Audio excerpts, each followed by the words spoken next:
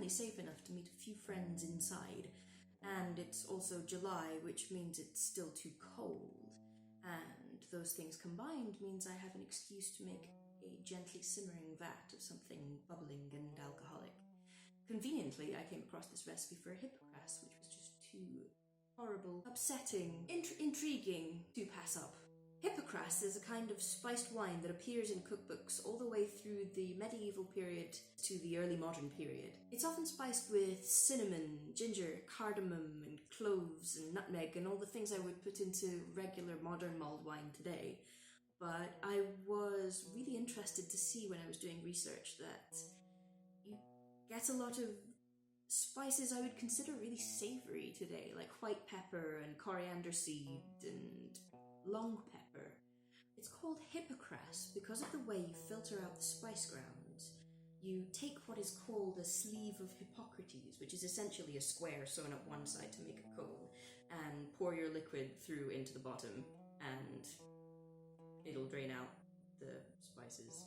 The recipe I'm using today goes one step further in the filtration. Apparently, by 1723, when the cookbook I'm using came out, people were more fussy about having little bits of spice left floating in their drink, because John Nott, in his Cooks and Confectioner's Dictionary, published in 1723, calls for the further filtration of your Hippocras by adding a small amount of milky wine. The theory is, if I understand it correctly, the milk will curdle in contact with the very acidic wine. As the curds form, they will pick up the little bits of mace and cloves and whatever else you've got floating in it, so that you can filter them out through your sleeve without the really fine particles escaping. You don't actually use very much milk at all, so you won't be left with a big bag of curds, but I got quite morbidly excited about the prospect of making curds using wine, so I'm going to remedy that after I've made the Hippocras to the recipe. So John Nott says, pour a gallon of claret into an earthen pan, put in a blade of mace, a little long pepper, 4 grains of white pepper, a dram of cinnamon, and a little coriander seed, all bruised apart. Then put in 2 pounds of sugar beaten, a dozen sweet almonds stamped, and a quarter of a pint of brandy. Cover them close and let them stand to infuse, stirring them every now and then. Then add about a quarter of a pint of milk and strain all through a straining bag. Thus let the bag be hung up and a vessel set under to receive the liquor. Set the mouth of the bag open, put the liquor in to run through 3 or 4 times. Now, Mama needs to pay rent, so I'm not going to make a gallon of wine. 3 bottles is more than enough for my budget. And that comes to about half a gallon in UK measurements, so I'm just going to halve everything that's given in this recipe. I'm going to begin the process of bruising apart my spices, so if you would like to play along at home, I'll put a little recipe card on the screen just now. Have your teacher pause the video and then record the recipe into your copybook now.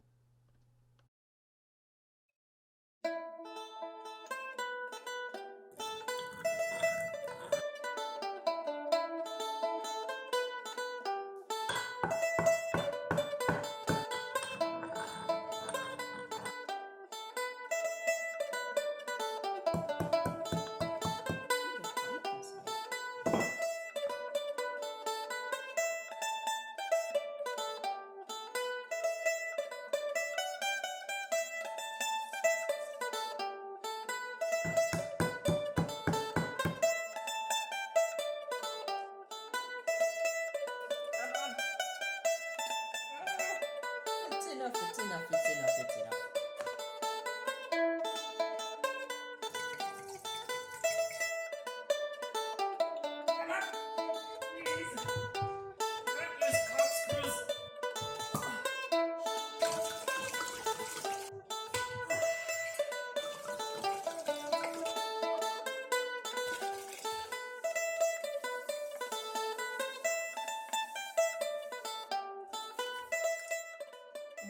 so good.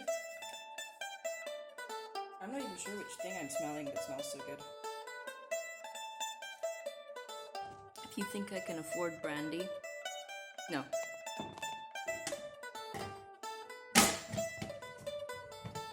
So John Nott doesn't actually say anything in this recipe about heating it up. You just cover it close and allow to infuse. And if I were making this recipe today, for one thing, I like my wine warm, especially if I'm going to put milk in it. I would either warm it through to let the sugar dissolve more readily, or I would leave it overnight. And I've got people coming round to try this monstrosity today, so I'm going to heat it through just very, very gently. I don't want to bring it to even more than a simmer, but I'm not waiting overnight for 3 bottles of wine to get all stale just so it can infuse with what I don't actually think are quite as many spices as I'd want to put in it myself. I would have probably doubled the quantities in a couple of these, but we'll see. I've never used long pepper before and it's got quite a kick, so...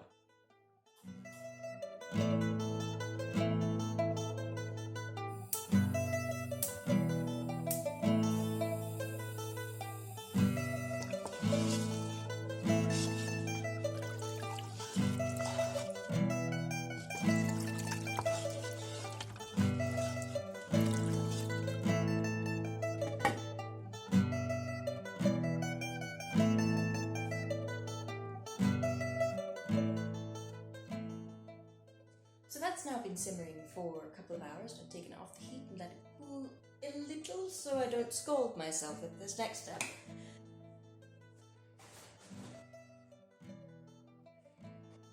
I'm gonna hedge my bets and decant half of this into another pot and not put milk in it, so that if it's a disgusting mess, there's still like a bottle and a half of wine left.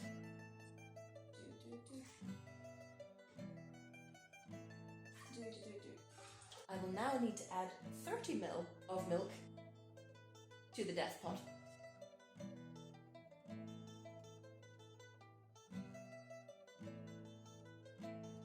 What's gonna happen? I'm afraid.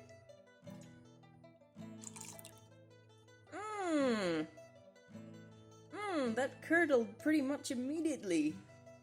Okay, it's fine. It's fine. And now we just strain it now with our little pink sleeve of doom. Maybe if I like...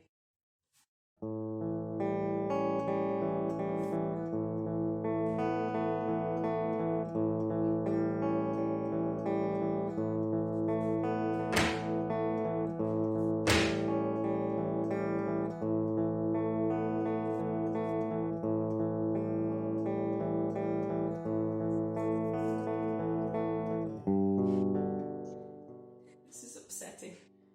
My arm is tired. You know what? I'm just gonna... There we go.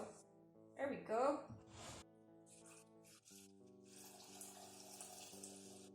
Just gonna do that. And I'm going to gather up my sleeve.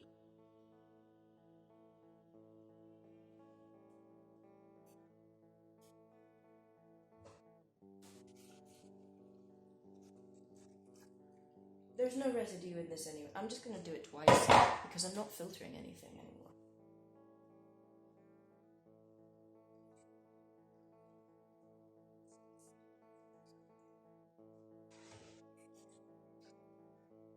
It's formed like grains of milk.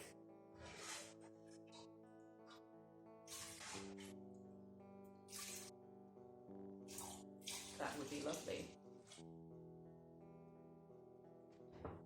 This coat. What is this? It's like a tentacle. It's gonna haunt me. It's gonna haunt my dreams.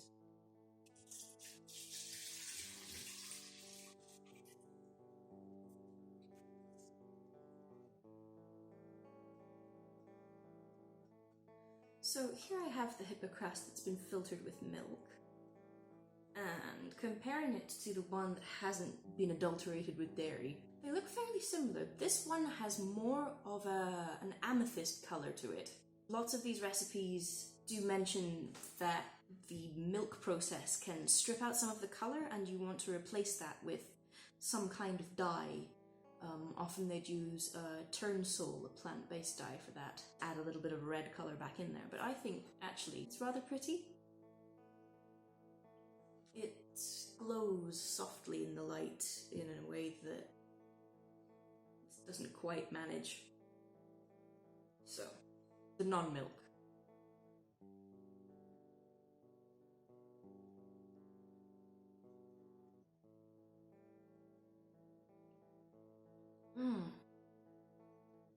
Yeah, it's syrupy and peppery, oddly enough, because it's got pepper in it. It doesn't taste savoury like I expected it would, and the coriander seed, while I can't stand coriander normally, is entirely inoffensive.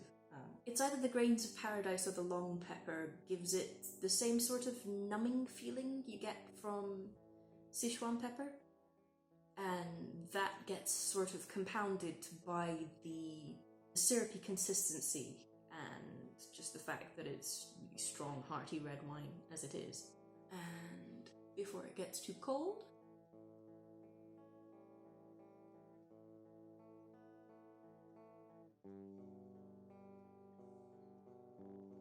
it tastes exactly the same.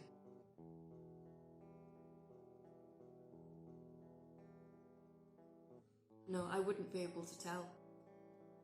So I think adding the milk was kind of pointless, really.